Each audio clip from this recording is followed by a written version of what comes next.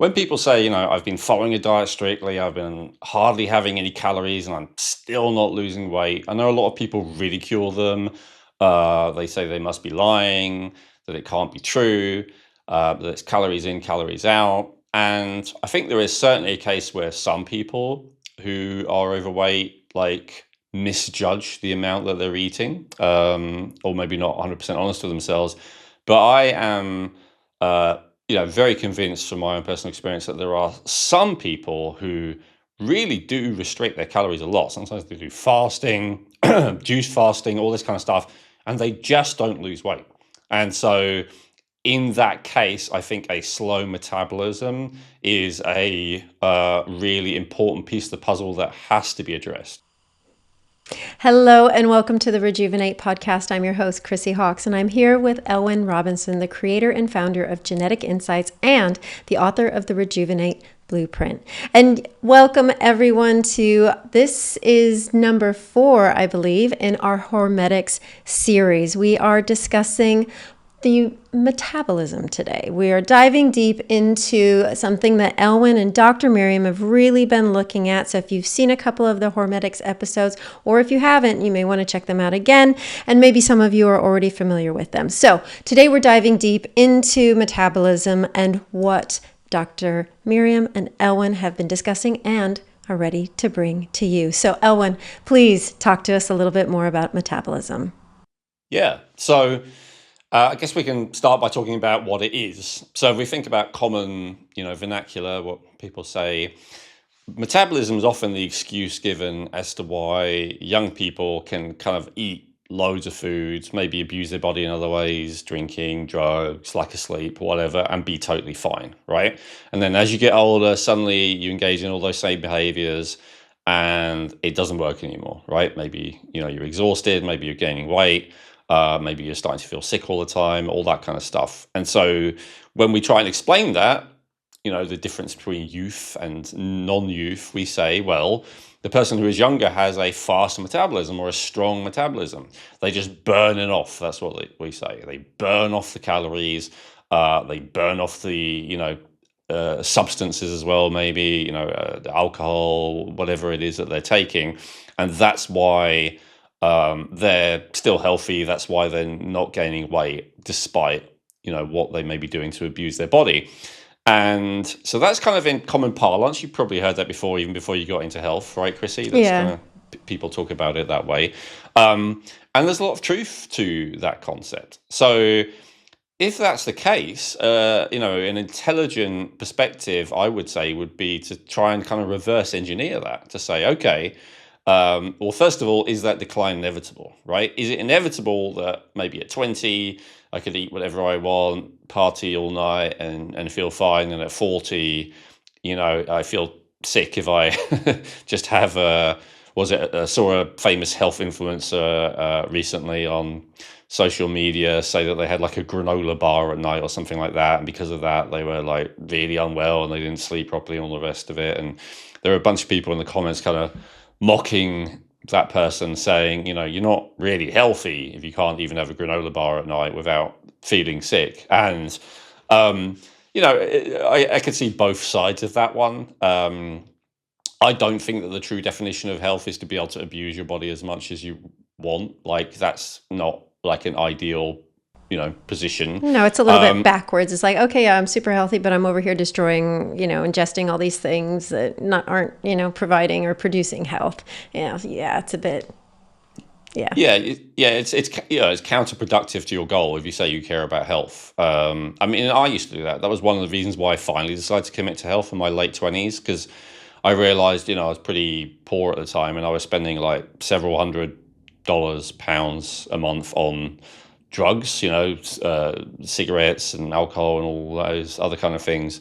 And then I was spending several hundred a month on like supplements. And I was like, this is completely stupid. Like, what one is just, best case scenario, I guess some people would say supplements don't really work, but yeah, I'm not of that view. So, but anyway, say best case scenario, one was cancelling out, or to some degree cancelling out the other, and it was just kind of foolish. So I don't think the goal should be to be able to abuse the body as much as possible, because eventually abuse catches up with everyone. But I do think the goal is to have a metabolism that supports your body to be able to process and detoxify poisons as fast and as efficiently as possible, and to be able to process and burn off calories, especially obviously excess calories, as fast as possible.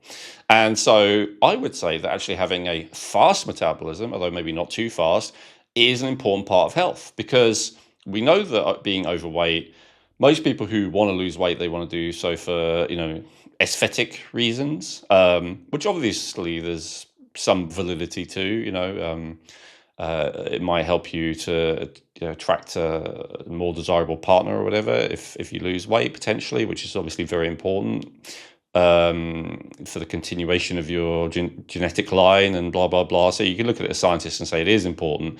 But I would say, the main thing that I'm focused on when it comes to weight is all the evidence that shows that beyond a certain level of being overweight, all health outcomes pretty much go down and all-cause mortality goes up. So you're much more likely to get sick earlier in life. You're much more likely to die earlier if your BMI goes all the way into the obesity category, basically. So that's really important to avoid. So then the question is, okay, well, how can we avoid it? And that's really what the Hormetics weight optimization system is all about. As you said, Chrissy, we've done several in this series already. And the first couple of hormones that we've talked about are more hormonal imbalances that will tend to make you eat too much, or maybe at the wrong time of day and in the wrong way, and basically eat in a way that leads to weight gain. So that's leptin resistance and insulin resistance.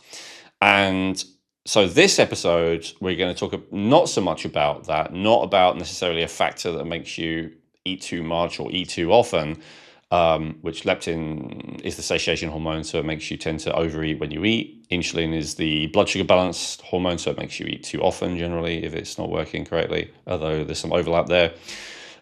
With this, we're talking about what about if your body is just not burning enough calories. That's a really crucial distinction, because everyone focuses on, when it comes to weight loss, calories in, calories out, right? What's the standard, typical weight loss advice given to everyone? You need to eat less and move more, right? That's what everyone says. Why? Eat less, less calories in, move more, more calories out. But what they miss in that whole equation is that the amount of calories out is not only, and I would actually say not primarily, dictated by the amount you move, as evidenced by the metabolism thing that we were talking about earlier, how a young person, maybe people are getting sicker and sicker, so it's less true these days, maybe even when you and I were young, Chrissy. But generally a young person can get away with a far lot more in terms of both the amount they eat and the amount they move before they start to gain weight. And that's because they have that faster metabolism. So the question then beckons, what slows down our metabolism as we age? And how can we improve the speed of our metabolism so that we burn off more calories, right? We also have to address a bit of a misunderstanding, I would say, in the health world, which is this idea that a slow metabolism is desirable. And I won't spend that long on this, because if you're trying to lose weight, you probably, are not as likely to buy into that theory.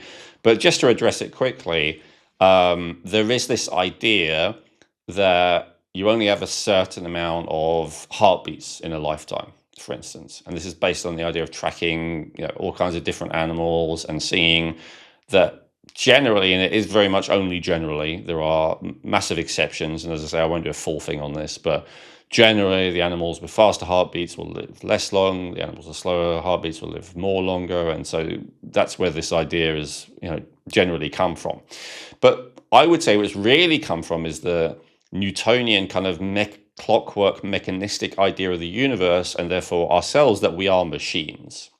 And so if you are a machine, like let's say a car, it is true that if you drive that car faster, it will not last as long as if you drive it moderately, because it will burn out quicker, right? I think we all know that. And so we treat our bodies as if they're the same way. Like if we have a fast metabolism that's burning a lot of calories, that we are going to burn our body out quicker. The challenge with that is it's a mechanistic view of ourselves, as I said, and uh, um, it ignores the fact that we are not machines. We are actually living, organic, biological, energetic beings.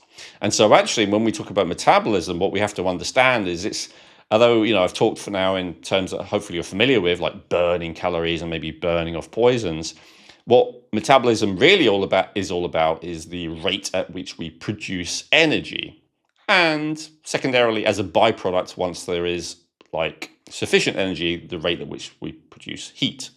And so when we produce a lot of energy, our body has more energy to do all kinds of functions in the body, which if there's not enough energy, it doesn't do.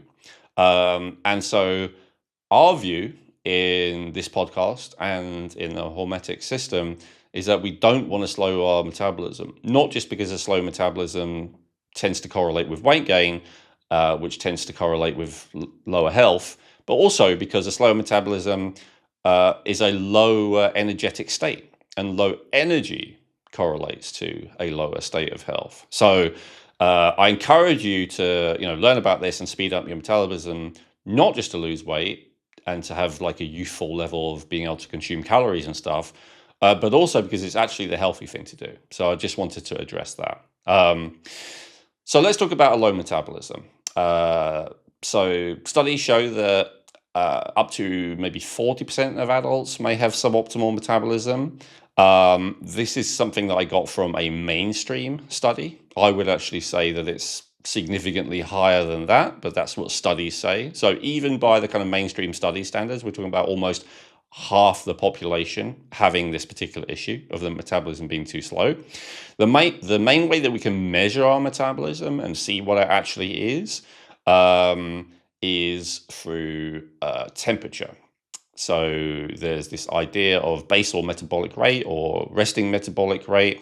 And so I think the absolute best way is to kind of insert a thermometer into the heart, but no one's going to be doing that, I hope. So we have kind of things which are good enough. So you can put a thermometer in your armpit, you can put it in your mouth. Some people put it in the rectum. The temperature don't do it in that order, I guess. Make sure they're different. Yeah, just watch out for that one. Make sure they're different thermometers. And, I guess in every version, make sure you sterilize them. But you want to make sure that the temperature is at a certain level if you want a certain metabolism. Oh, I was going to talk, the variation between them. So generally, rectal temperatures will tend to be the highest, underarm temperatures will tend to be the lowest. When I'm talking about temperatures from now on, I'll be talking about oral temperatures. So just bear that in mind, that it will be a bit lower if you're using an underarm and a bit higher if you're using a rectal one. How much exactly it varies depends on what system you're using to measure temperature. So just look it up, Google it or AI it, and find out what it is. So the optimal metabolism, my understanding, is 37 degrees centigrade or 98.6 degrees Fahrenheit, as measured in the mouth during the middle part of the day. We can expect our metabolism to be a bit lower when we first wake up. We can expect our metabolism to be a bit lower before we go to sleep. In fact, both of those are desirable.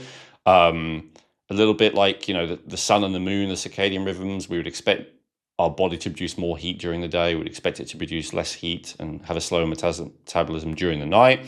So that's okay. But so when we're talking about metabolism, we're talking about the middle of the day. And so that's really the optimal way to measure it.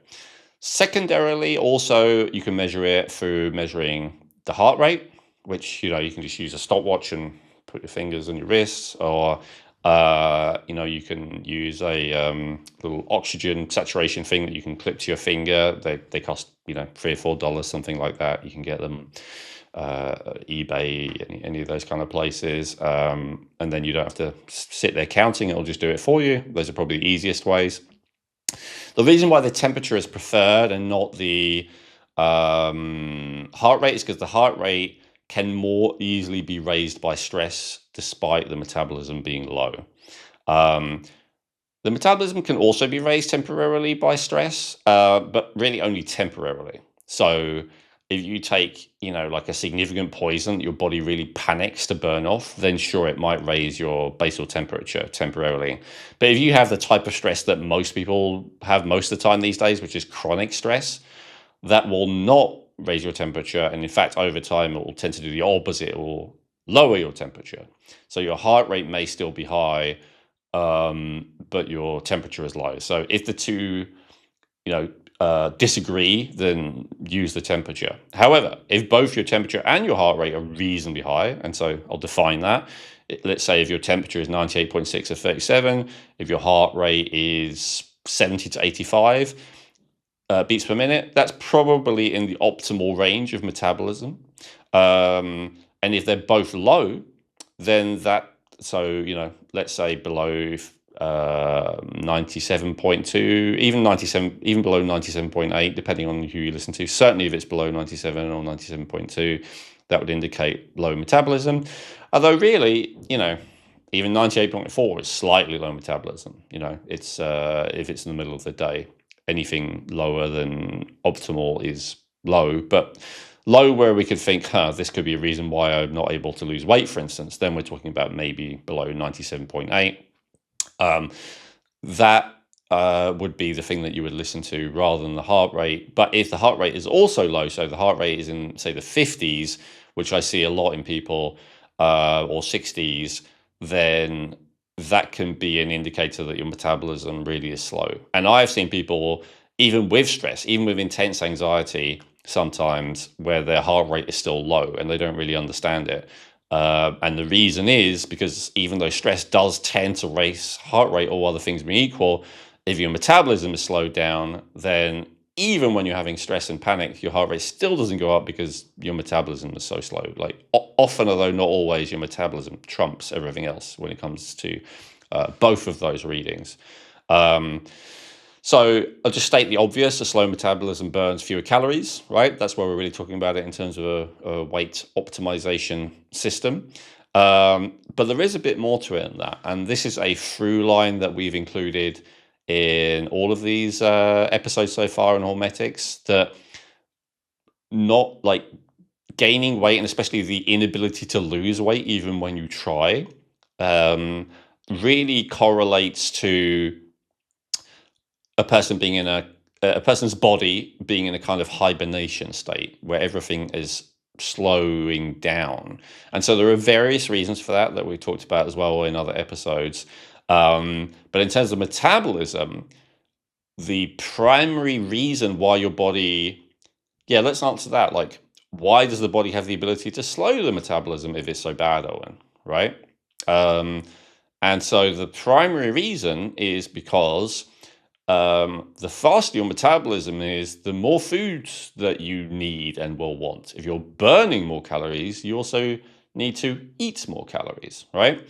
And so have all our ancestors throughout history had an abundance of calories available to them at all times? You're shaking your head. Yeah, no. Absolutely not. Yeah. And in fact, those of us who had ancestors who went through more starvation, especially recently, some people like Denise Wilson, who we'll talk about in a bit, have kind of tracked that those people are especially good at the skill of slowing down their metabolism really without much prompting, because they are metabolically flexible. It's very easy for them to slow down the metabolism because they had to get very good at that because they went through periods of starvation even relatively recently. He mentions, I think in his book, for instance, the Irish and the Native Americans as two examples where they had famines relatively recently. I guess those are both broad categories, but as generalizations. And so what you see there is that the body has a mechanism to adjust when there's less calories available. It goes, okay, there's less calories available, no problem. What we'll do is we'll slow everything down. Sure, it might mean we don't have enough energy for every function in the body, but there are some functions which are not super important to have going at all times that we can just slow down and give minimal energy to for periods of time.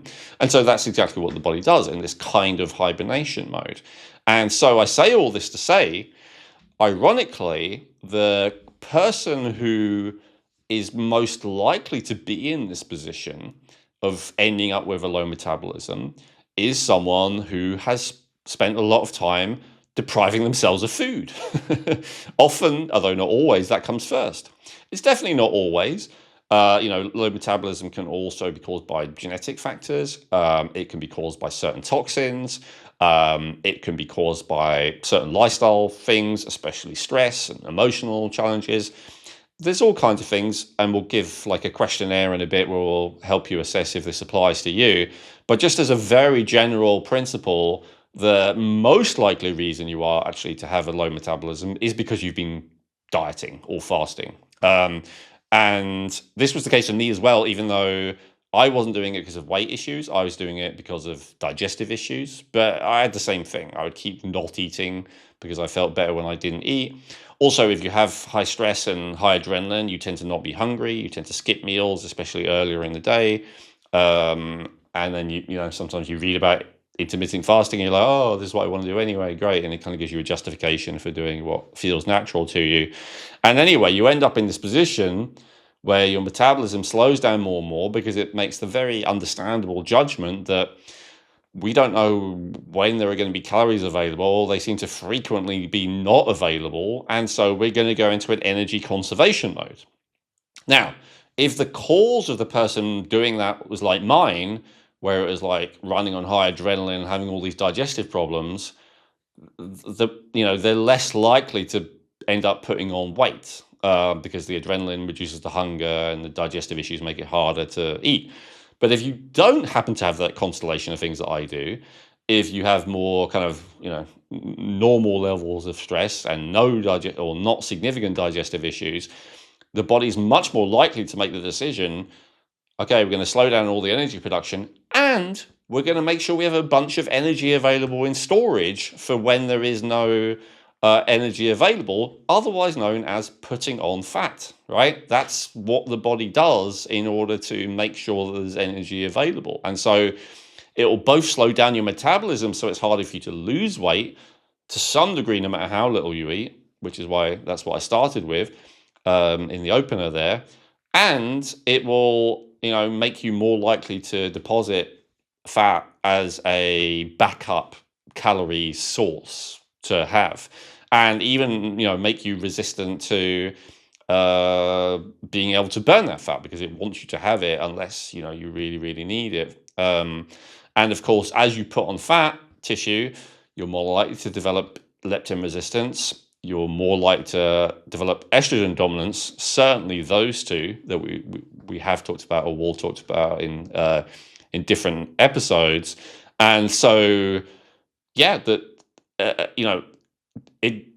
being overweight or being unable to lose weight doesn't always start with this hormonal imbalance. And I'll talk about how it's hormonal balance in a second. Sometimes it starts with something else. Again, there's genetic factors, there's all kinds of stuff. But I do see reasonably often that when the person has had this pattern of dieting and really restricting calories, maybe fasting or skipping a lot of meals for extended periods, then they can create this problem where suddenly, no matter what they try, they can't lose the weight anymore, which I'd really connect to a slow metabolism. Right, there's a lot going on. And I think too, going back to the big part of why a lot of people have a slow metabolism is people don't understand the impact they're doing or having on their body when they are dieting and when they are restricting themselves. And then now they find themselves in a position where the littlest amount that they eat, they're gaining weight. They haven't quite correlated that, and they don't understand the body is this incredible machine that knows exactly what to do with the information it's supplied. So therefore, it's going into this conservation mode, like you said, that hibernation, because it doesn't know that there's food right over there in the cupboard. You're just not choosing to eat it or supply it with the nutrients and the things that it needs. Yeah, I'd say a living biologic organism rather than machine. Yeah, very good. Earlier, but I know what you mean. Yeah, and it doesn't know, but even if it does know, if it knows that you may well refuse to eat it, it boils down to the same thing, right? Like it doesn't know where its next calories are coming from. And all joking aside, you're right. If you're not eating, it assumes that's because you don't have any food available. That's going to be the inbuilt assumption based on millions of years of evolution, and so it's going to act accordingly. Absolutely right. Genetic Insights provides cutting-edge, affordable DNA testing, giving you access to over 500 health reports that can help you in 3 key ways. They may be able to resolve your existing health challenges even when nothing else has worked. Using simple lifestyle changes, their reports can help you reduce your risk of developing future health challenges that you may be genetically predisposed to. And they can help you feel more confident in your health by showing you where you are genetically strong. Unlike most other genetic health testing companies, Genetic Insights tests over 83 million different variations in your genes, guaranteeing 99.7% accuracy across all of their DNA reports. They cover almost every aspect of health, including digestive issues, cardiovascular health, weight loss, hormonal and blood sugar balance, as well as nutrient needs, allergies and intolerances, and so much more. Using their system is quick and easy, and reading the reports is simple. If you've done an Ancestry DNA test, you can simply download your raw DNA data, upload it to the Genetic Insights platform, and within a few hours you will have access to genetic reports which give you a risk score for each specific issue and scientifically validated recommendations based on your individual genetic profile. Everything in your reports are based on scientific studies, and there are citation links throughout every report. If you are serious about optimizing your health and wellness and feeling great, then getting access to your Genetic Insights reports may be the most important health investment you will ever make. In the reports, not only will you gain insights into how to overcome existing health challenges and avoid future issues, you'll also discover which types of dietary, lifestyle, and even supplement protocols are best for your unique genetics. To get your unique genetic health reports, go to geneticinsights.co and use code REJUVENATE to get 20% off today. That's geneticinsights.co using coupon code REJUVENATE to get 20% off today. So with all of that going on, Elwyn, and as we earlier mentioned or you discussed as well about aging and how it slows down, how does all of this relate to hormones? Yeah, so we've identified 5 hormonal imbalances as the key to obesity and why it's so difficult for many people to lose weight. 4 of them are named after the actual hormone, like insulin and leptin. This is the one that we actually didn't. We just named it after metabolism, because I think it's something that people understand a lot easier. But the primal hormonal imbalance that relates to the metabolism is the thyroid, and so this is because the thyroid is the signal that the body, specifically, I guess, the brain and central nervous system via the hypothalamus and the pituitary, sends to the rest of the body and the cells to tell them what the metabolism should be.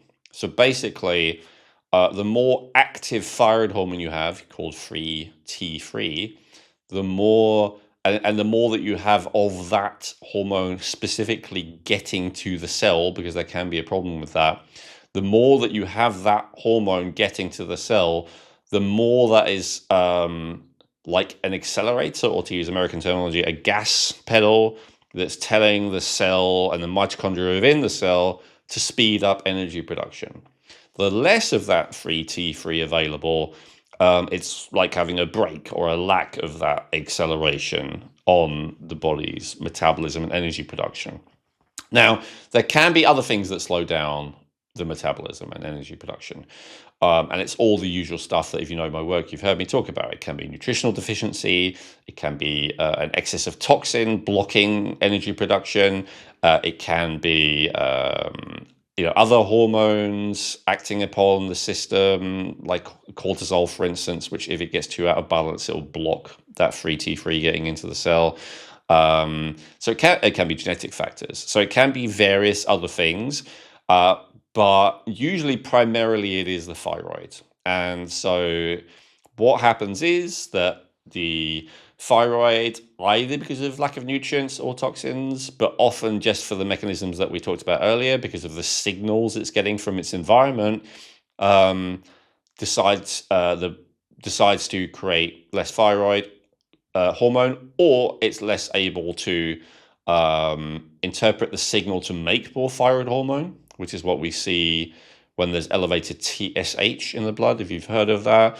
That's the brain telling the thyroid to make more thyroid hormone. Sometimes it isn't getting the signal, or it's not able to act upon the signal.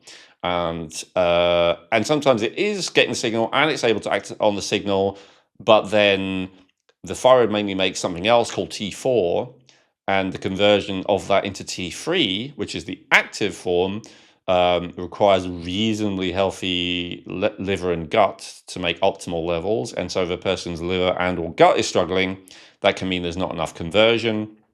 And then it could be other things. It could be a lack of nutrients, like, for instance, iron, which even if your body makes enough T3 will stop it getting into the cells. So there's basically lots of steps at which the whole thing can potentially go wrong, and in practice actually does go wrong. But the bottom line is, in many cases, if you support the person in making more of that free thyroid hormone, then the metabolism will increase and the person will feel better.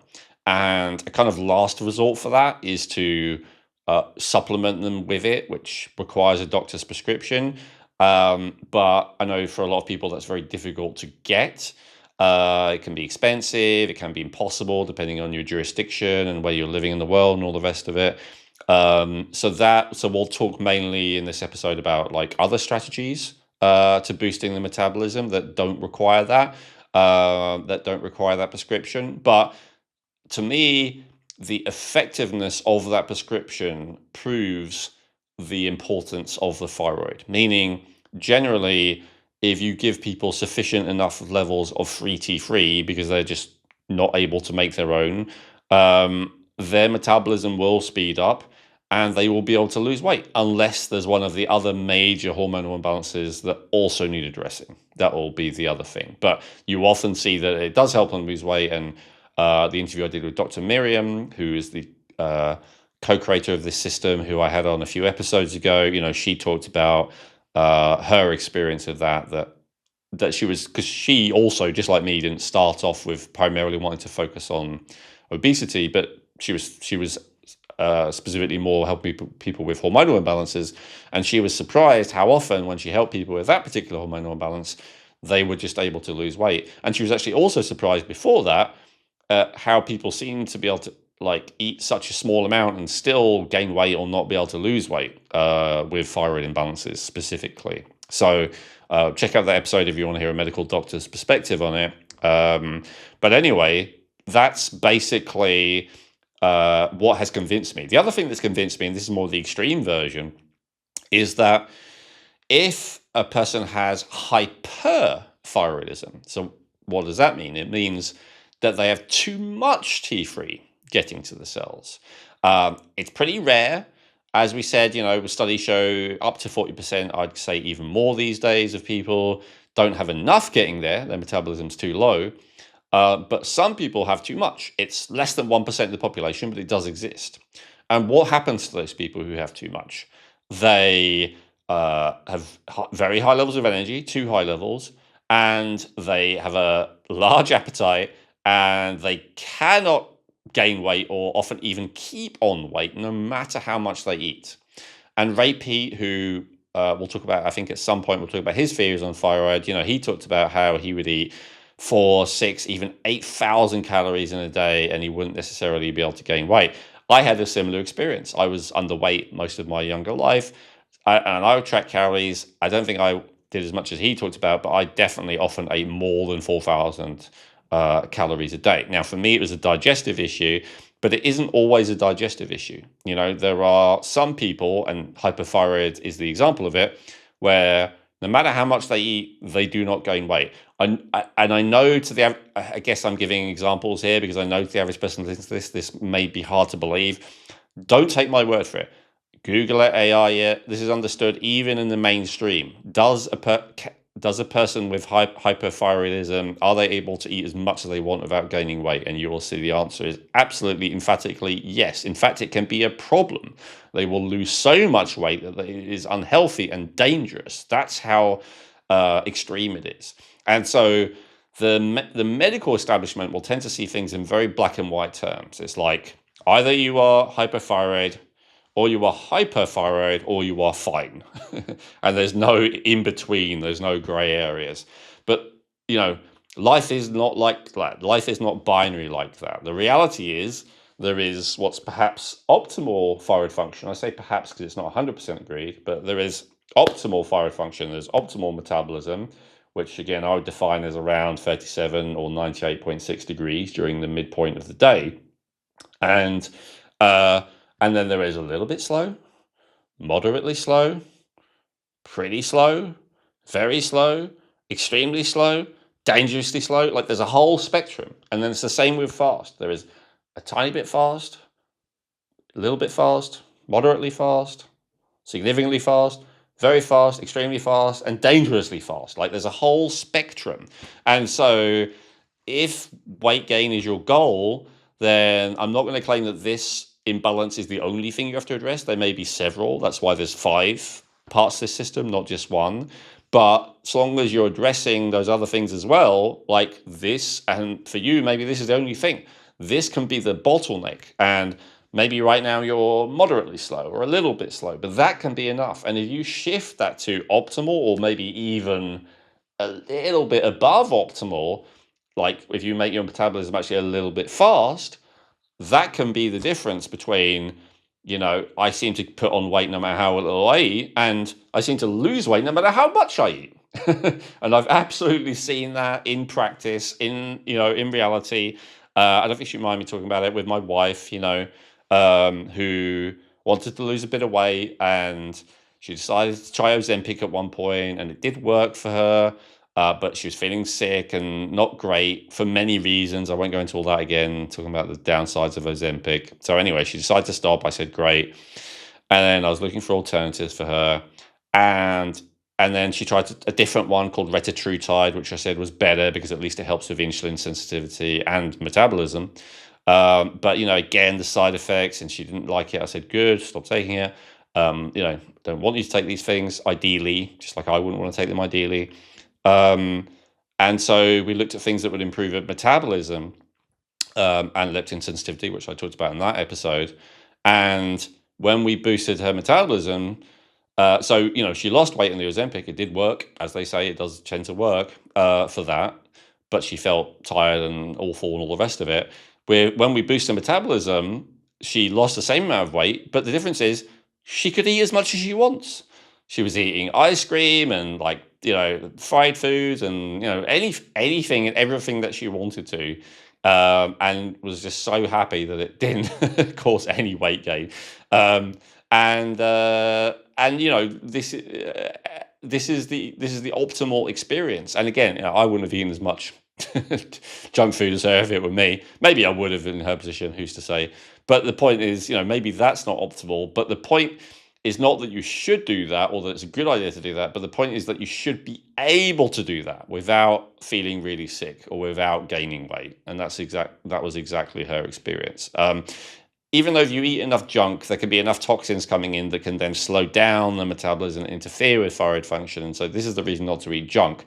But you should definitely be able to eat a optimal, and I would say abundant amount of healthy, tasty food, things with saturated fat, things with carbs, maybe not a huge amount of poisons and toxins, but, you should be able to eat creamy food and fatty food and sweet food and all that kind of stuff, all the things that people tend to like, salty food, at least without toxins. You should be able to eat those abundantly without gaining weight. And you can do when your metabolism is at the level that it should be. Yeah, that makes sense. It shows you that everything is working in conjunction and working together, and the body doesn't feel that it is in any kind of stressed state or a state of lack, and therefore that it needs to protect. So yeah, that state is exactly where I think pretty much 99% of us all want to be. There might be that 1% though. Yeah, absolutely. And it's a youthful state, this is partly why we called it the Rejuvenate podcast. I don't think any of us want to be young again in terms of, as foolish as we probably realized that we were back then. But we want to be younger in terms of this stuff. We want to have that metabolic, flexibility and metabolic power, not to abuse our bodies, as I said, but so that we can handle the odd thing at least without it like ruining our health. And so, yeah, we can enjoy our food and eat food that we enjoy, at least the healthy version of whatever it is, the healthy cake, the healthy burger, the healthy ice cream, and not put on weight. No, absolutely. Absolutely. No, that's been a really great overview. And as well, there are other episodes that we've done, as we've mentioned, on thyroid, on metabolism. Those links will be below in case you are wanting more background, more information on it, our lovely listeners. So they will be there for sure.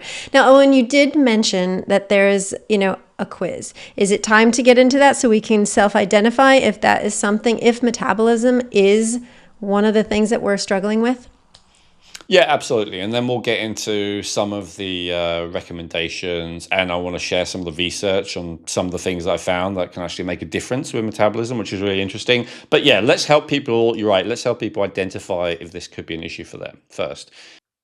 And so the way that it works is for each question I ask you, write down a number between 0 and 3. So when we finish, you should have 25 numbers written down, and then just pause and add them up, and then I'll tell you what your score means.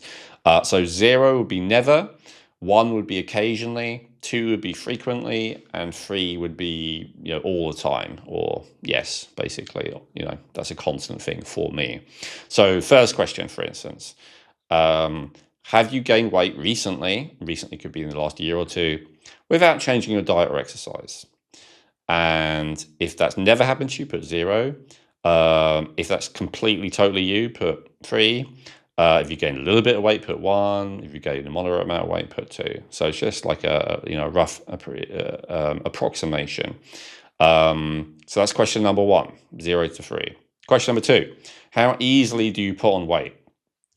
Very easily. Literally I could eat one big meal, that would be a 3. Not easily at all. I don't put on weight no matter what I do. That would be a 0. And then the numbers in between. Number 3. Do you feel cold more often than other people around you? E.g., you wear more layers or want to turn up the heat where other people don't. And so if that never happens to you, if you're always the hottest person in the room, put 0. If you're always the coldest person in the room, put 3. And otherwise, if it's something in between, put a number in between. Have you noticed less hair on the outer third of your eyebrows? Question number 4. Haven't noticed at all? 0. Yes, it's almost gone. 3, noticeably less. 2, slightly less. 1, something like that. Number 5, do you find it difficult to lose weight? Yeah, obvious question, but put it in there. No, it's easy for me. 0. Yes, it's extremely difficult. Number 3. Number 6, how often do you feel tired or lack energy? Never low in energy, put 0. Always low in energy, put 3. Number 7, do you have dry skin and or brittle nails?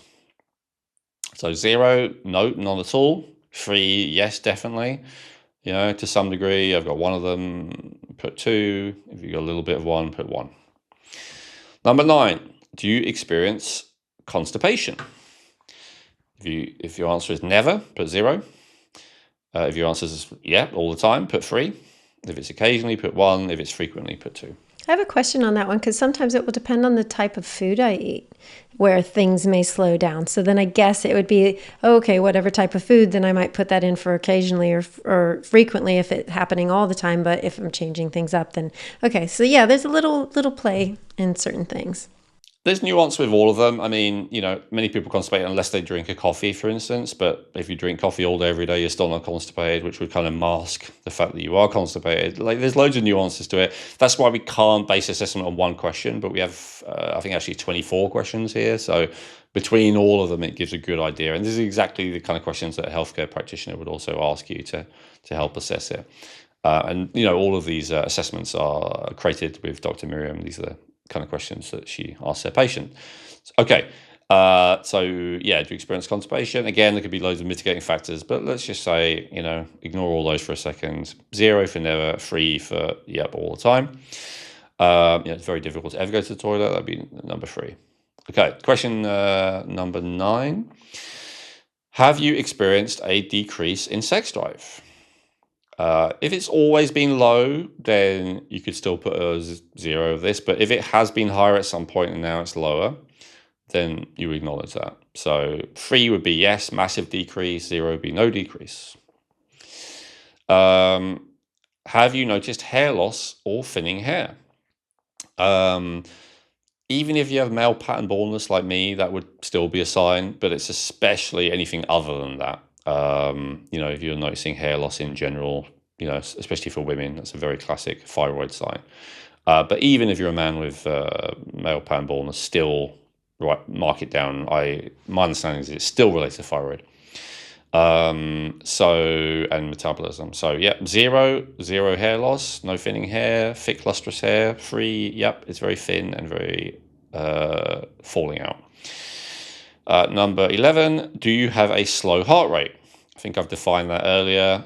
Anything other than 60, anything other than 50 would, I guess, get you a 3 if it's regularly under 50. If it's under 60, that would be like a 2.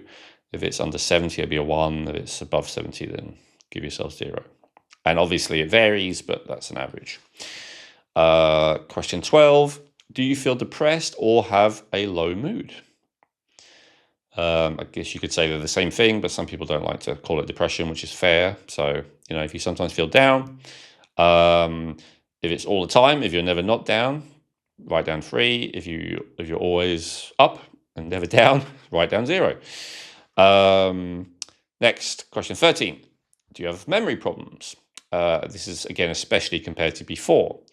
If you've always had a poor memory since you first remember, then that wouldn't necessarily count. But if it has got worse over time with age, that's really what we're looking for. So yes, it's much worse, would be 3. No, it's exactly as it's always been, would be 0. Question 14, do you have difficulty concentrating or do you experience brain fog, especially after meals? And if you have it after every meal or all the time, put 3. If you never have it, put 0. Question 15, have you ever been told your body temperature is lower than average? And we say being told because a lot of people are not monitoring themselves, but of course, if you have checked it yourself on my or someone else's recommendation, then that counts too. So if it is lower than average, then score yourself a 3.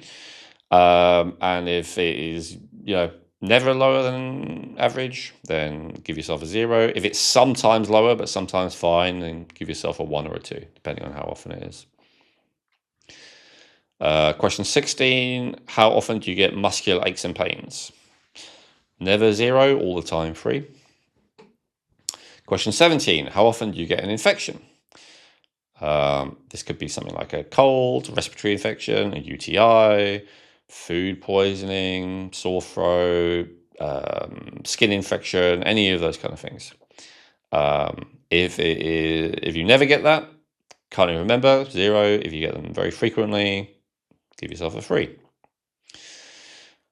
Question 18, do you have signs of poor circulation, such as cold hands and feet? If they're always cold, put 3. If they're never cold, put 0. Question 19. Have you noticed any swelling in your neck not caused by an infection? So they tend to be for a long time. Obviously, swelling at the front, which might be a goiter. On the way to being a goiter is obvious, but actually any swelling in the neck, even around the back, will count for this. So any unexplained swelling in the neck not caused by an infection. 0 means nope, never heard of it. 3 means yep, had it for a long time. Question 20, do you have unexplained high cholesterol? I'll do a tiny quick tangent on this, which is to say that a long time ago, before they invented any other thyroid tests, the classic, other than asking these kind of questions, the classic blood marker that a medical doctor would use to diagnose low thyroid and therefore low metabolism was high cholesterol. Why is that? Because it requires sufficient amount of thyroid hormone to convert cholesterol to the next link down the chain the next most important hormone, which is pregnenolone, from which it can then make progesterone and cortisol and testosterone, estrogen, all kinds of things. So that is a rate limiting factor, they call it. When there's not enough thyroid, it'll get stuck in the cholesterol stage and it won't transfer over to the next stage. That's the primary reason. I believe there's secondary reasons, but they're kind of more speculative. So yeah, high cholesterol is a sign of low thyroid to me. In fact, I have never, and I guess I don't have much experience with someone like Dr. Miriam, so she may have seen exceptions, but I have never seen someone with high cholesterol go on thyroid who then stays high cholesterol. Like the cholesterol always goes down in my experience. Now, it might only go down to be the top end of the healthy range of cholesterol. I'm not saying it massively drops, but I guess what I'm saying is it always goes down to the healthy range once a person is on optimal thyroid. In my experience, again, I can't claim that's true for everyone, but my experience indicates it's at least likely, or even possible, or even very likely. And so yeah, do you have unexplained high cholesterol? I say unexplained because there are genetic factors that predispose you to it, basically no matter what. So you have those, then you wouldn't answer yes for this question. But other than that, if your cholesterol is just high, there's not an obvious genetic reason for it, then you would answer yes for that.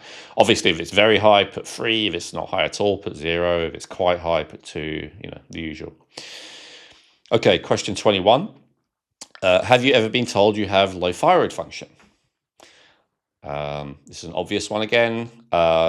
This would really be if you've been told it, or if you've told yourself, that doesn't count. But if any practitioner has ever told you it, then write down 3. If they have not, then write down 0. Next, doctors often will check a family history of something to see if you have a likelihood of something. Do you have anyone in your family who has hyperthyroidism? If the answer is no, 0. If the answer is yep, several, then put down 3. If it's like, maybe 1, put down 1. If it's a couple of people, put down 2, something like that. Now, that question is written that way because, we want this for ultimately the masses to be able to utilize this quiz. But obviously for people watching this podcast, you may well have done genetic insights. So the question would be the same. Do you have a genetic insights report telling you that you are predisposed to hyperthyroidism based on your genetics? If you have that, then also write down 3 for that. That would definitely also count. It's just obviously most people don't have access to genetic reports yet, unfortunately. We're working on it. Question number 23. How often do you get a feeling of a sore throat? If you get frequent infections, we asked that question earlier, but put it again here, even if it's related to infection. However, this question is really about, a lot of time people get sore throat when they have low thyroid, but there isn't really an infection. They just get a little bit of sore throat. So again, if you get it all the time or very frequently, write down number 3. If you never get it, write down 0. If it's occasionally, write down 1, usual thing. And last question, do you have any degree of swelling or water retention, or often known as edema? If the answer is yes, a lot, then write down number 3. If your answer is no, none, then write down 0, and anything in between. Okay. And so I hope you pause there if necessary to be able to write down all your answers. So you should have right now a list of 24 numbers in front of you between 0 and 3. So now just pause the video or audio, add those up, and come back when you have your score. Okay, so you should have a score between 0 and 72. I will let you know when we have this available online. We're still building it. The weighting will be different for different questions a little bit, so it'll be a little bit more precise, but I wanted to keep this, I don't know, I hope it's simple enough that people do it, but I wanted to make it simpler. So we've given equal weighting to everything, but if and once you find the online quiz, maybe by the time you're watching this, it's already available, the online quiz will be more precise in its weighting of questions. So if you have a score between 0 and 15, then I would say you are unlikely to have a slow metabolism. If you have a score between 16 and 30, I would say that you have a mildly slow metabolism, and it's worth optimizing, even though it's unlikely that you need, thyroid intervention. Although obviously unlikely doesn't mean impossible. You should still check all of this with a healthcare practitioner. If your score is between 31 and 47, then the assessment would say that you have a moderately slow metabolism. And so again, this is worth optimizing. Whether this needs further medical support is more of a question and something that you should consider. And you should perhaps consider seeking out a practitioner who specializes in optimizing metabolism and thyroid function. And then if your score is 48 or higher, then that's a sign of a definite slow metabolism and likely low thyroid function. And it is certainly worth speaking to a practitioner who specializes in hormone optimization, as well as following the recommendations that we're about to give you. And I'm saying that because I want to be really honest with you.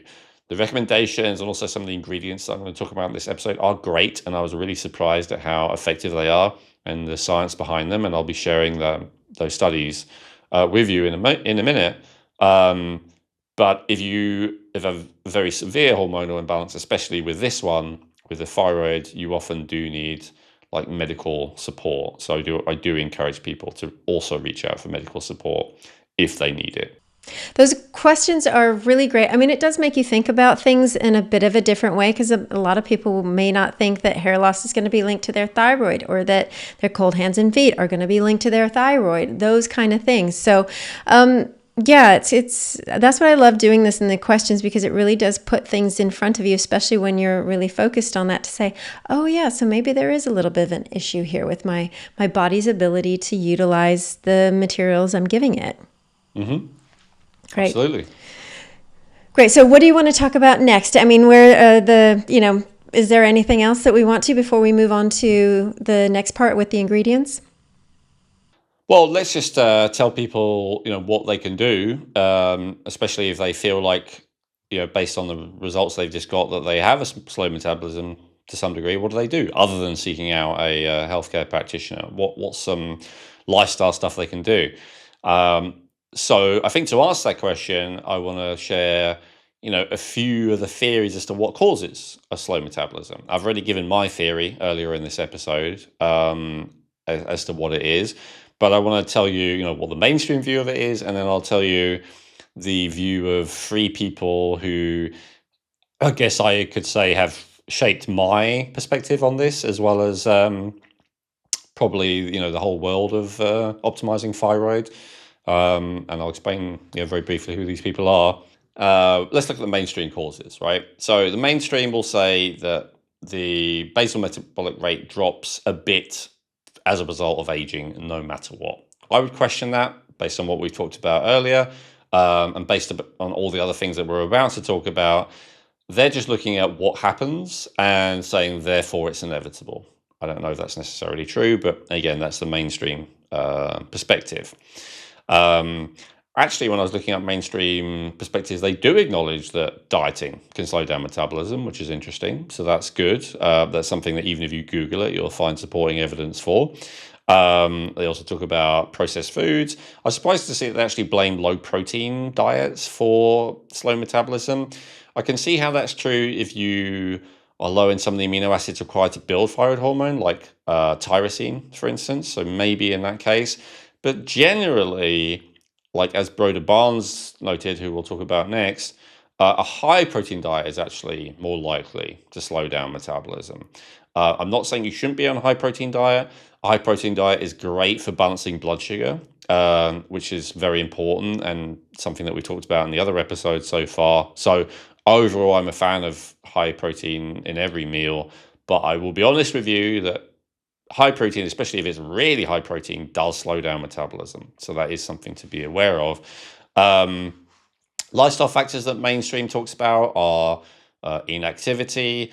I said how exercise and movement isn't like the primary thing that boosts metabolism, which I stand by, and hopefully I've proved it to you with the thing about hyperthyroid. How people who have hyperthyroid, they can't put on weight no matter how much they eat, even if they are lying down all day. So I think there's more to it than that.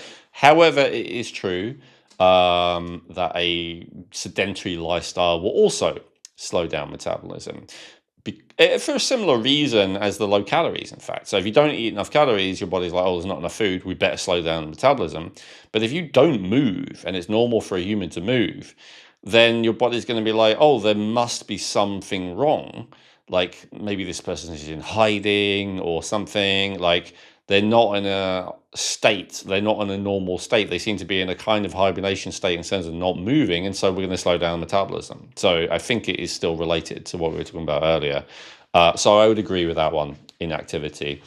Lack of sleep, high stress, certain medications can slow down metabolism, antidepressants, for instance. Other hormonal disorders other than hyperthyroidism, although hyperthyroidism is the most common. And so those are the kind of mainstream perspectives. And they have a very black and white view of it, as I said. Like it's like you're fine, or you have hyperthyroidism, which is a relatively uncommon diagnosis. So I just said, when I looked up the mainstream view of how common low metabolism is, I got a figure of like 40% of adults. But if you look up how many people have hyperthyroidism, it's like 1 to 2%. So there's a bit of a disconnect there between the acknowledged amount of people whose metabolism isn't optimal versus the amount of people who acknowledge that their thyroid isn't optimal. And that's I give reasons for that. That probably takes quite a while. Check out my thyroid episodes to hear my theories about why there's such a big disparity between those two. So a couple of non-mainstream causes. And the reason I'm doing causes quickly first before we do recommendations, because obviously the recommendations should and do, in my case, come from the causes, right? I want to recommend things to you that address root causes, not, just things that studies have shown work, but we have no idea why, and it may well be making things worse without us realizing, like, Ozempic. But we're going to try and actually address the root causes. No, and it also helps to know what you're doing or what's potentially going on inside to understand, oh, that's why it's doing that. Because if you don't realize that, kicking the can makes it fall over, well, then you're not going to stop kicking the can. It's just like, oh, why is it falling over? Oh, it's the kick. Ah, okay. Great. 100%. So let's talk about Broder Barnes. So Broder Barnes is, he published a book called Hyperthyroidism, and this was in the 70s. And he pointed out that, a lot of doctors earlier in the first half of the 19th century, 1900 to 1950, maybe it's called the 20th century. During that time period were, it was much more frequently diagnosed, hyperthyroidism, and it was much more frequently treated. And so Broder Barnes did a book about that in the 70s, talking about how underdiagnosed it had started to become by the time he was writing that book. How to correctly diagnose it. He was the first person who, I guess, in the kind of mainstream pointed out that temperature is the best way of assessing it, and gave various pieces of lifestyle advice for it. So as far as he was concerned, low metabolism was purely down to undiagnosed hypothyroidism. And to be honest, he didn't put a lot of effort into trying to explain the causes of it. From what I remember, it's primarily on pointing out that people have it and that it's not being diagnosed and that it should be, and that people need help and all the rest of it. He did, talk about some of the causes, like a high protein diet, for instance, as I mentioned. But yeah, he wasn't as focused on causes.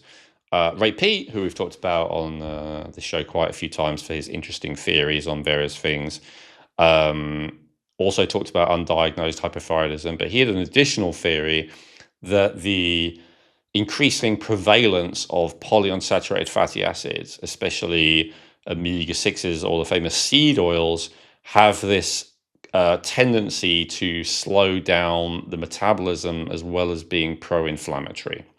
So that was his view on things, which I think there is a reasonable amount of evidence. And I talked about in a previous episode on how in the US anyway, the caloric intake between 1920 and 2020, it's almost the same. The amount of sugar eaten is almost the same. The amount of fat eaten is almost the same. But the amount of omega-6 unsaturated fat went up from about 1% of calories to about 30% of calories. And it especially jumped in the 1980s, and how there is a real correlation, which doesn't prove causation, but there's a real correlation between the increased consumption of seed oils and then the increased incidence of obesity. And so Ray Peat shares perhaps a mechanism to explain that. And so I would personally say, so this goes down to recommendations, one of the things that I would personally recommend to anyone who wants to speed up their metabolism is to avoid all seed oils. Some people claim it's an essential fat, like famously Udo Erasmus in his book, Fats That Heal, Fats That Kill. But I guess the point is, even if it is essential, from what I've seen, you can have zero omega-6s in your diet for years and years and years and even decades, and you'll test your blood and it'll still have high levels of omega-6s. It lasts in your body a very, very long time. It's really very hard to get rid of once you have high levels of it built up. And so it may be a central nutrient, but you've almost certainly had enough. You can stop having it now. And as you have less and less, your metabolism can recover from the metabolism slowing effects of that excess level of omega-6s specifically. So that leads to one recommendation, looking at his causes. One of the evidences for that he points to, which I've seen other people point to as well, is the thing about feeding cattle, and how obviously when you're raising cattle, you're trying to get them to be as big and fat as possible, because you can then earn more money, because generally these animals are sold by weight. And so they started feeding them coconut oil because they thought that would help them gain weight, because it's saturated fat, and everyone believed back then that saturated fat made you gain weight, and coconut oil is pretty much pure saturated fat. And what they found is the exact opposite was true, that the more saturated fat they fed these animals, the more weight they lost, which was a disaster, obviously, for their goal of making money. And so they tried various other food sources, and they discovered that soy, as well as corn, but I think especially soy, because soy has additional metabolism slowing effects above and beyond just the omega-6s. Both corn oil and soy oil are very high in omega-6s, that they were the absolute best, most effective at fattening up the animal. And so we see it certainly works in animals. It's easier to identify in animals because they don't live as long, so you can see the change it makes much quicker than you can see it in humans, where it takes decades to really be sure of what a dietary intervention does. But in these other mammals, the more omega-6s they ate, the more that they gained weight and the slower their metabolism was. And conversely, the more saturated fats they ate, especially MCTs, like in coconut oil, the more weight they lost. And so that leads to recommendation number 2, not just avoiding omega-6s, but actually actively encouraging saturated fat, especially coconut oil, which contains MCT oils. Now, if you have too much of that, like with anything, there is, especially if your metabolism is currently slow, it can still make you gain weight. So I'm not saying eat as much as possible, but I am saying to, as much as you can, replace your omega-6s with saturated fat if your goal is to boost your metabolism. There's a lot of evidence for that. Another root cause that Ray Peat talked about are goitrogens and other things that slow metabolism. And so probably the most well-known of those is soy, the one that I just talked about. So again, if I wanted to boost my metabolism, I would avoid soy. There are a lot of other reasons to avoid soy, like a lot of people are allergic to it and have intolerances and stuff. It's often GMO, and who knows what that's doing to you. But just purely from the perspective of slowing metabolism, it's kind of a quantity issue. So, is a little bit of soy sauce going to slow your metabolism? No. We're talking about foods where there's loads of soy flour in there, where there's, if there's tofu, if there's tempeh, if there's loads of soy oil, that would be the worst one of all, which there is in most foods. If it says vegetable oil, it's probably got soy oil, especially in the US, it seems, from my experience. So yeah, tiny bit, not necessarily. There are other goitrogens. Famously, the cruciferous vegetables are all goitrogenic to some degree and should not be had in excess. Although fermenting them, and the more you cook them, and the more you break them down, so even like juicing, all those things will reduce the level of goitrogens. So, like raw cabbage, like I don't know, a coleslaw or something, is going to have the most. By the time it's maybe fermented as kimchi, it won't have as much. And cassava is another one that's not that well known in like English-speaking countries generally, but until recently, and it started to be introduced, I think, a lot more as a gluten-free, non-grain alternative carb. At one point, I was eating loads of cassava as it was supposed to be like a thing that your immune system didn't react to, and then I realized it was suppressing my thyroid function. So be careful even with cassava. Tapioca, which you might have also heard of, which is kind of a refined version of cassava, and most of the goitrogens are removed. So that's a bit safer.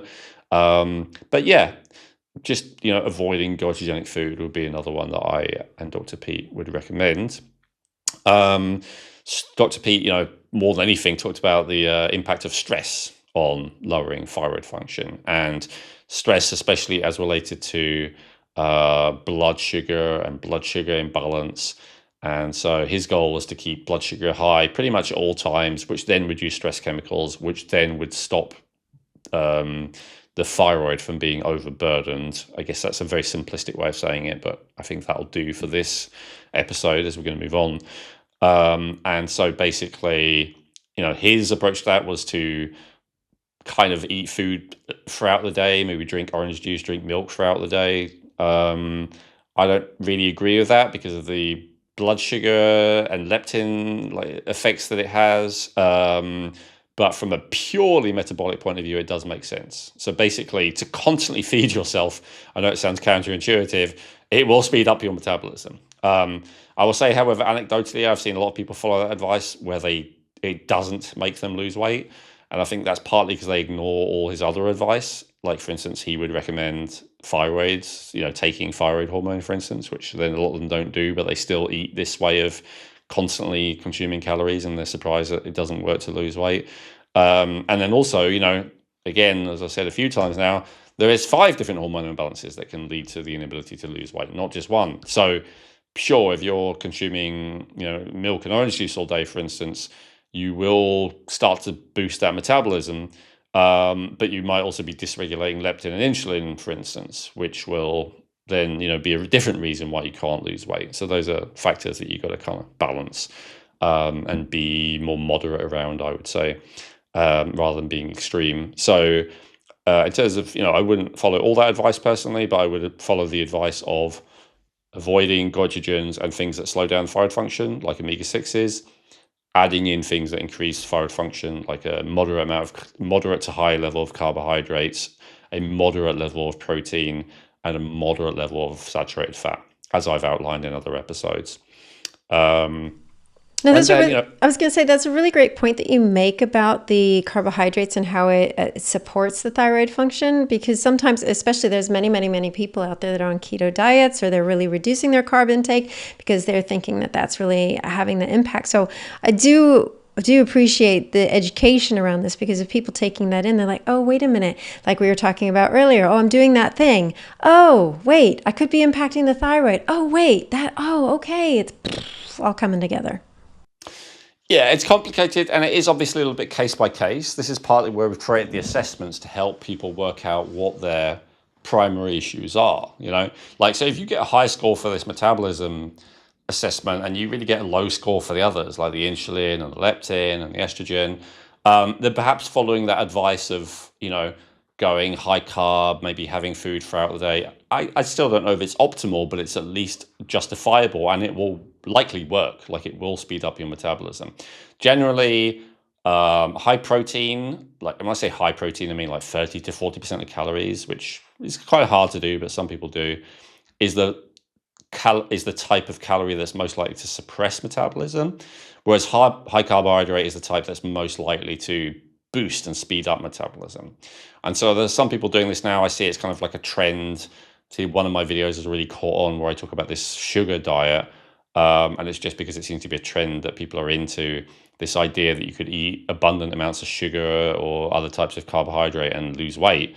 And I don't know if it's sustainable because of its effects long term on insulin, but I also don't dispute that it works. Like, you can go really high carb and moderate to low protein, moderate to low fat, and it's really hard to gain weight on it. In fact, the demographic of people who I've seen do it, which is fruitarians, where all they eat is fruit, often for ethical reasons or whatever. That's a diet that's like 80% carbohydrate, so very high carb, very low fat, and protein. The ones who actually stick to it a long time, I've never seen one overweight. I don't think it's possible. Like, it's very hard to be overweight if you're having that many carbs, but it can create a lot of other problems. Obviously, fruitarian diet is missing certain nutrients. You do need a certain amount of protein for everything to work correctly. You do need a certain amount of fat for everything to work correctly. So I'm not saying it's a good idea, but I'm saying it does work, which kind of proves how important that carbohydrate is to boost metabolism. So to address your point, when you go low carb, it does help to lower insulin. And if your primary issue is insulin, which it is for many people, we talked in the insulin episode, it's probably insulin is like the number one reason why people can't lose weight and why they gain weight, probably, although it's arguable. So it's understandable that a lot of people go on a diet that basically forces the body to lower insulin, because basically it gives nothing for insulin to respond to if you're on a very low carb diet. So that forces the insulin down.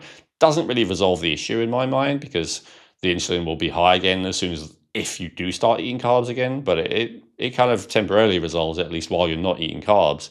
And so people do potentially lose a lot of weight on a ketogenic diet, and some of them are very successful and keep it off, and it's for decades, and they're happy. And those people, I would say, are people where their primary issue was insulin. But if your primary issue is metabolism and thyroid or cortisol, I would be, or both, they're often tied together. I would be much more wary of that ketogenic approach. That to me explains why often it doesn't work, because being on that low carb diet is going to lower the metabolism even more. It's going to raise the cortisol even more, because if your body doesn't have any glucose coming in, it's got to make its own. It's got to raise stress chemicals to make its own glucose. And so again, I'm not denying anyone's experience. If you've been successful on keto for decades, great. If you've been successful as a fruitarian for decades, great. Whatever you're doing that's working for you, great. But I'm just trying to explain why these things that work for some people often don't work for other people. It depends what imbalances you have and what you're trying to address.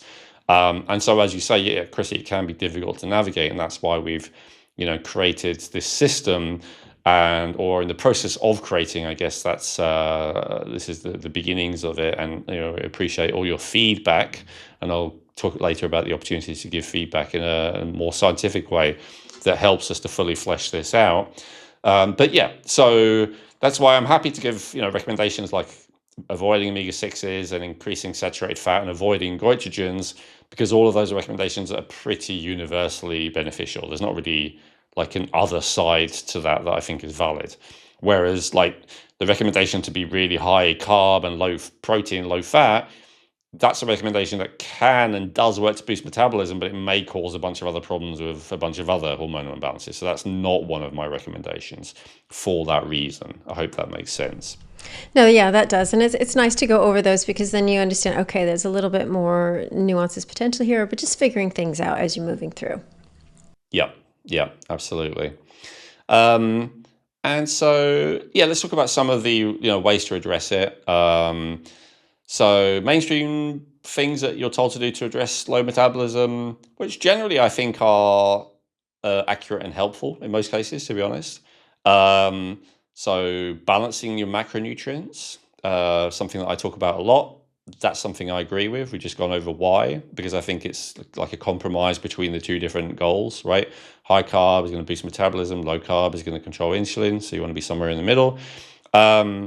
So avoiding blood sugar crashes, I've got listed here as a mainstream recommendation. Again, something I agree with and something we've gone over in the insulin episode.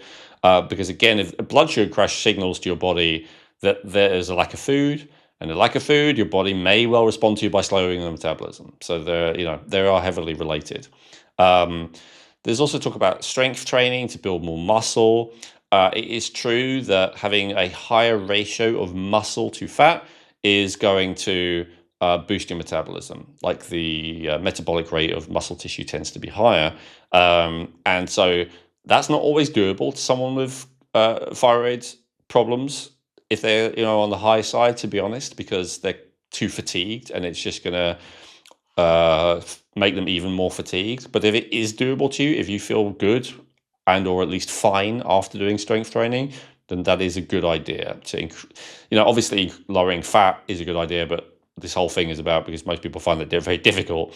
So I'm saying an alternative strategy just to build muscle is also helpful for this, absolutely. And honestly, it's also helpful for the other stuff. It's helpful for leptin, it's helpful for insulin resistance, it's helpful for several other things. Getting enough sleep, mainstream recommendation, again, is true. Managing stress, we have episodes that talk about how to do that. I know that's not always easy, but that is important as well. It is absolutely true.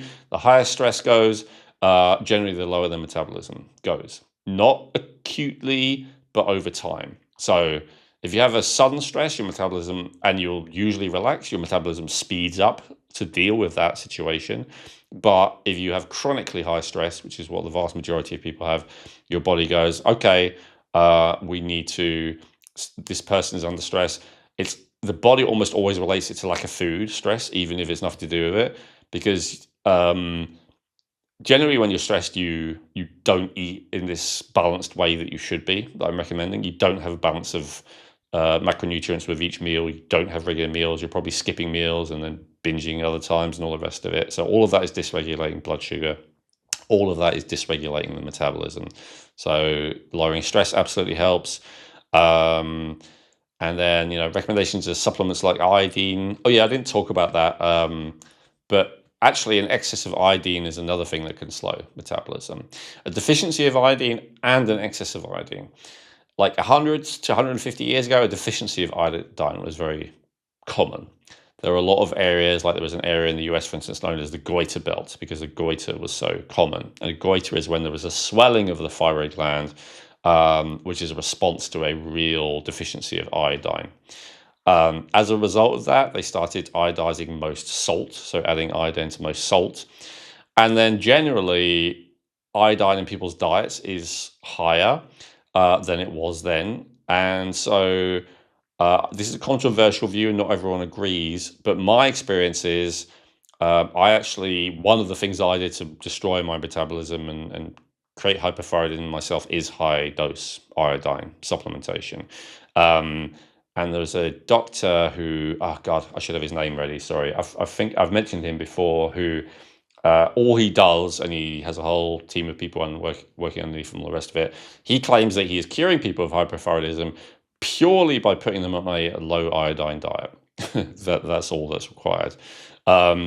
Again, I do not believe that's all that's required in every case, but I also don't think he's entirely making it up. I think there is a significant portion of people where they have created low thyroid and therefore low metabolism in themselves by consuming too much iodine. And it's kind of hard to do it through food, but it's very easy to do it through supplementation. Like, I remember I was wanting to iodine supplement at some point, and I was trying to find a company that just sold like a moderate amount, and it was like almost impossible. A lot of time they're sold in these liquid bottles, and even one drop was just far too much iodine. So in our metabolism boosting formula, there is a very moderate amount of iodine, because there is evidence that a very moderate amount is supportive, but please don't go taking very large doses. Or if you do, and especially if you have been, one of the things I noticed, every time I took it, I felt cold. And then someone told me, oh, that's like detoxification. And I realized later, no, it's not. It was just suppressing my thyroid function. So be aware of that. It can be a nutrient deficiency. It can be low iodine. It can be low selenium. That's another one. So I do recommend very moderate amount, especially of iodine, to people with low thyroid function. But make sure you don't overdo it. That's the key. I'm kind of in the middle. I don't think that it always causes it and you should avoid it in all food. But I definitely think that the high doses that a lot of people in the health world supplement with are a problem and can actually make the problem worse. And so, in terms of recommendations, I think in terms of alternative ones, I think I've covered already all the ones I wanted to say. Let's move on to some of the ingredients, which I was really surprised can be very effective to boost metabolism. In an ideal world, you'd meet all of your nutritional needs in the form of vitamins, minerals, phytonutrients, and more from the foods you eat. However, unless you prepare all of your food at home from scratch using the highest quality ingredients possible, the reality is that most of us need some nutritional support. Most of us need to take supplements if we want to look, feel, and perform at our best on a consistent daily basis. And this is especially true if you have genes that give you an elevated need of certain nutrients. And this is where Feel Younger can help. What I love about Feel Younger is that they offer a huge range of quality supplements and healthcare products formulated and endorsed by Owen Robinson, including must-haves like magnesium glycinate and vitamins B12, D3, and K2. And they do it at affordable prices with free shipping for orders over $50 without ever compromising on quality, purity, or potency. To learn more about how Feel Younger supplements can give your health a boost while supporting this podcast, please visit feelyounger.net and use promo code REJUVENATE to get 20% off your first order.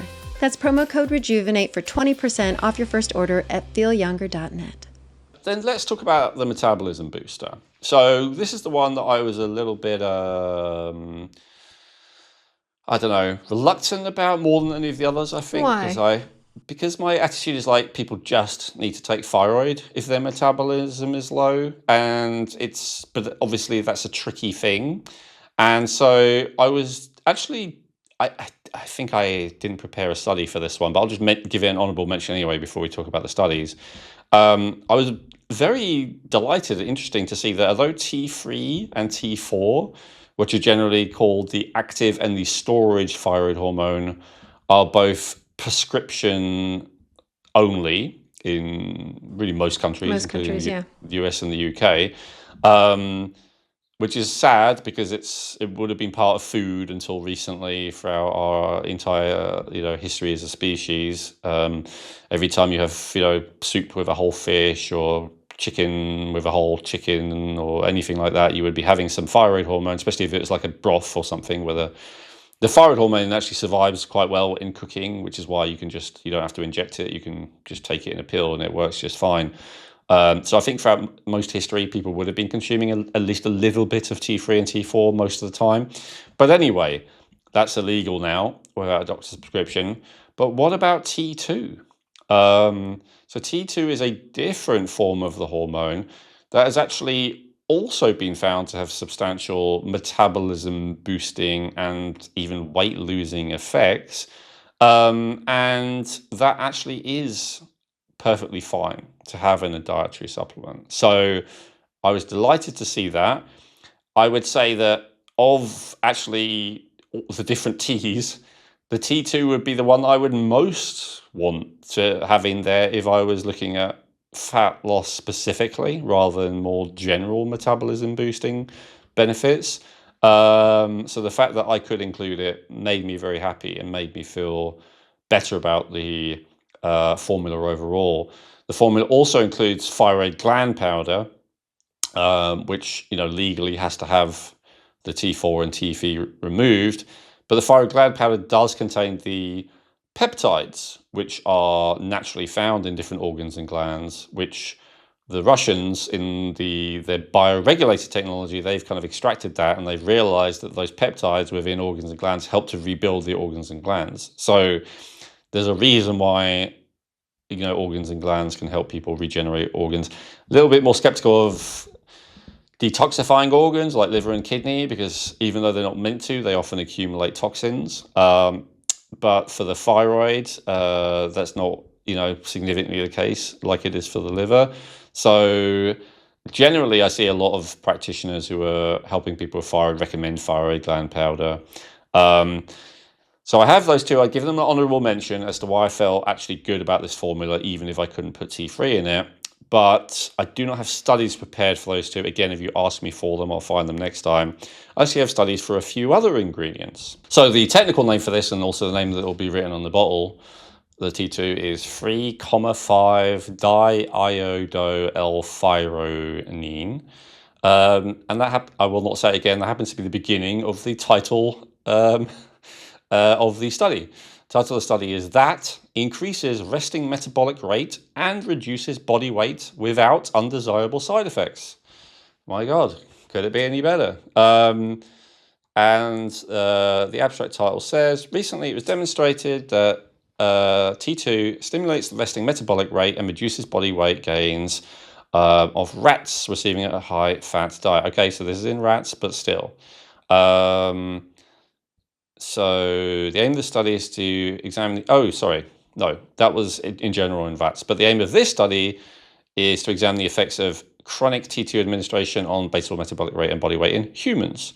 Only 2 people, though, this is what I said about some studies that don't have a lot of people, volunteered to undergo T2 administration, body weight, body mass index, etc. There's like a huge list of things that they tested on them.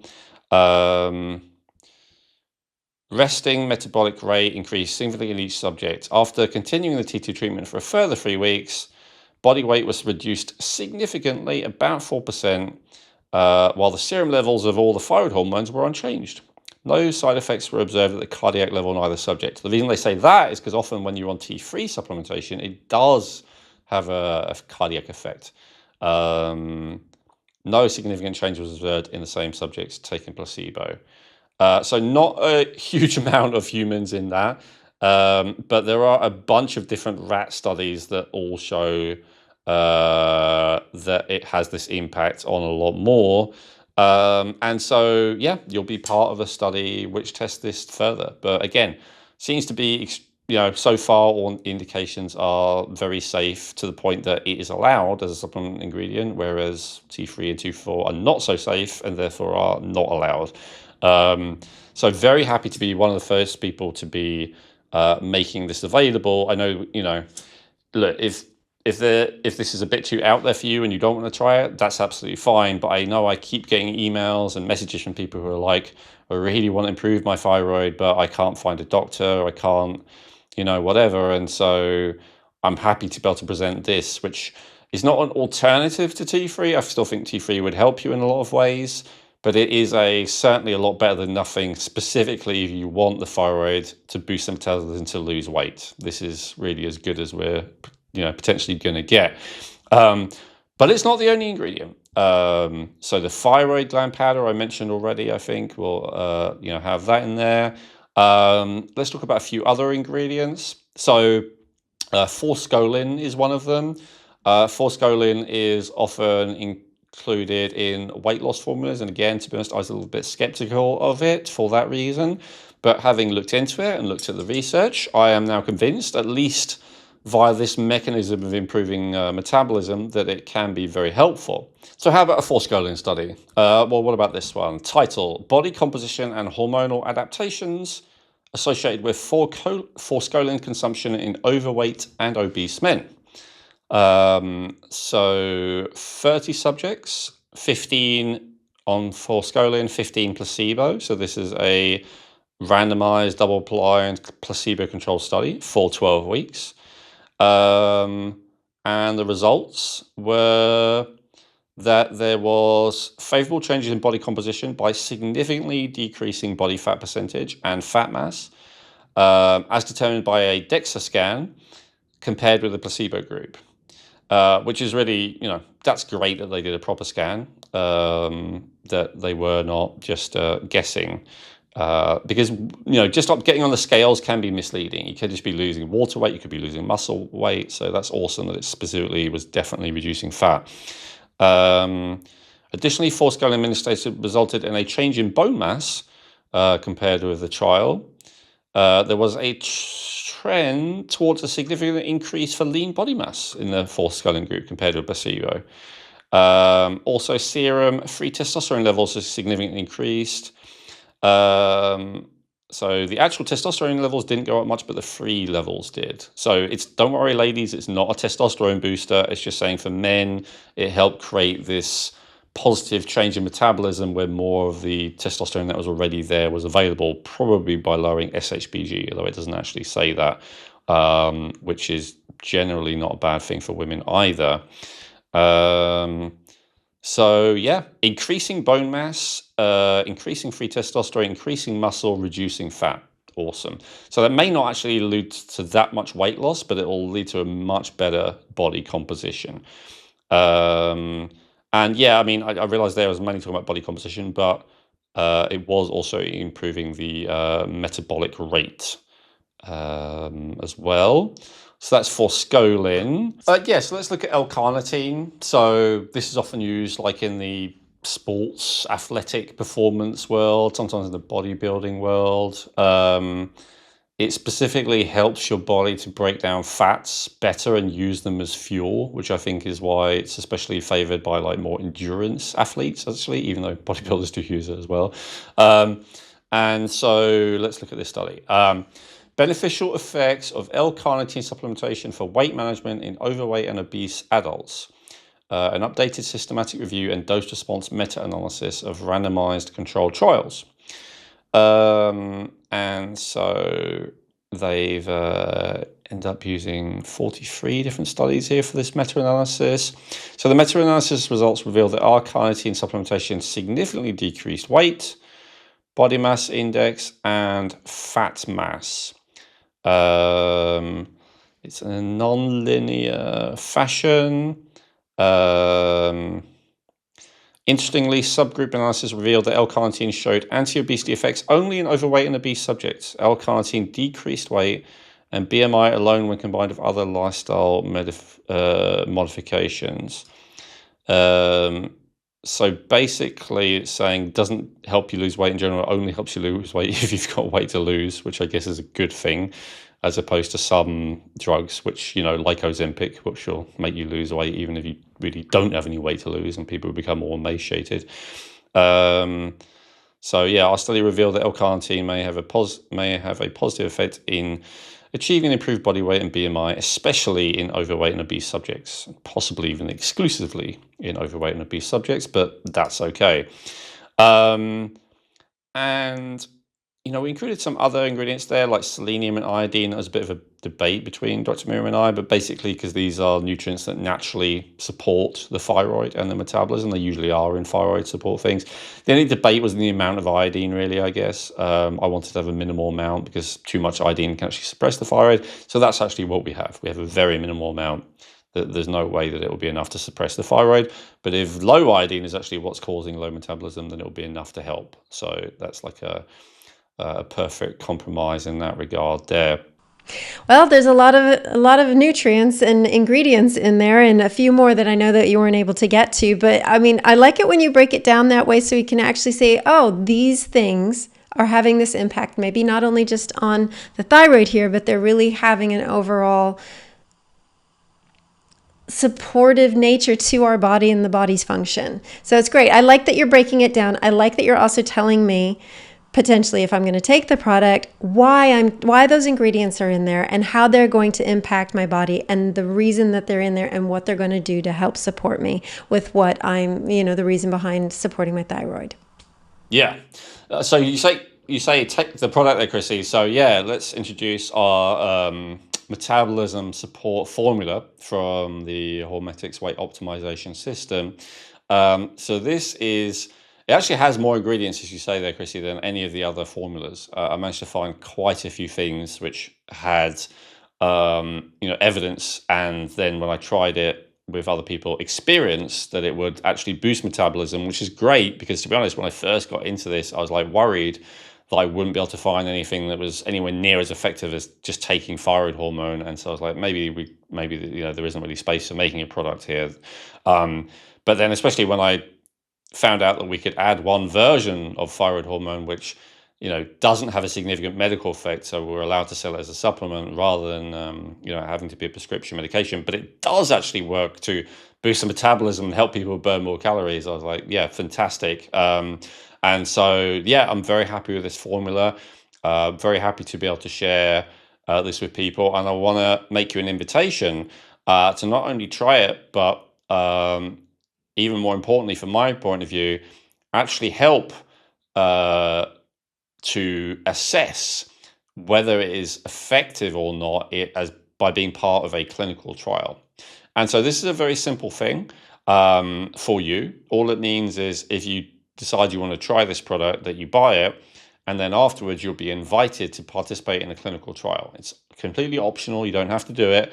But if you do decide to do it and you complete it, then you're awarded or thanked. I'm not quite sure what the terminology is we're supposed to use, with a voucher which is more than what you paid, to thank you for your participation. So we're doing that just to, because we acknowledge your time is precious.